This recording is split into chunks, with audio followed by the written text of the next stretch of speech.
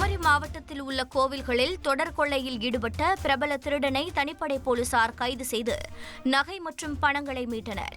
கன்னியாகுமரி மாவட்டத்தில் கடந்த ஒரு மாதமாக 15க்கும் மேற்பட்ட கோயில்களில் நள்ளிரவில் புகுந்து தொடர்ச்சியாக திருடிய கொள்ளையர்களை போலீசார் தனிப்படை அமைத்து தேடியதில் இந்த தொடர் திருட்டில் ஈடுபட்டவர்கள் நாகர்கோவில் பகுதியைச் சேர்ந்த அன்பரசன் மற்றும் அவரது சகாக்கள் என கண்டுபிடிக்கப்பட்டது.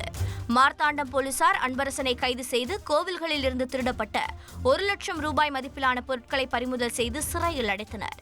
மேலும் அவருடன் திருட்டில் ஈடுபட்ட மீதமுள்ள குற்றவாளிகளை தேடி வருகின்றனர். திருத்தணியில் வீடு புகுந்து கொலை செய்த வழக்கில் நீதிமன்றத்தில் இருவர் சரணடைந்தனர். ராணிப்பேட்டை மாவட்டம் சோகனூர் கிராமத்தைச் சேர்ந்த அருண் என்பவர் திருத்தணி அருகே அகூர் காலனியில் வேலாயுதம் என்பவருக்கு சொந்தமான இடத்தில் வாடகை செலுத்தி 2 ஆண்டுகளாக மாட்டிறைச்சி விற்பனை கடை நடத்தி வந்தார்.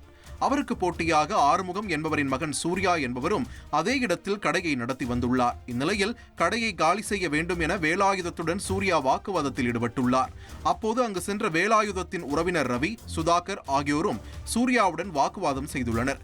இதனால் ஆத்திரமடைந்த சூர்யா தனது நண்பர்கள் 4 பேருடன் ரவி வீட்டிற்கு சென்று அவரை வெட்டி கொலை செய்து பெட்டிக்கடைக்காரர் சுதாகர் என்பவரையும் வெட்ட முயன்றுள்ளார். இச்சம்பவத்தில் சூர்யா, விக்னேஷ், முன்னா ஆகிய 3 பேரை போலீசார் கைது செய்தனர். தலைமறைவாக இருந்த ஆறுமுகத்தின் மகன் சூர்யா, தினேஷ் ஆகியோர் திருத்தணி ஒருங்கிணைந்த நீதிமன்றத்தில் சரணடைந்தனர். அவர்களை போலீசார் கைது செய்து புழல் சிறையில் அடைத்தனர். தந்தி டிவியை உங்கள் கேபிள் டிவி ஆபரேட்டரிடம் இலவசமாக கேட்டு பெறுங்கள். செய்திகளை உடனுக்குடன் தெரிந்து கொள்ள உடனே சப்ஸ்கிரைப் பண்ணுங்க.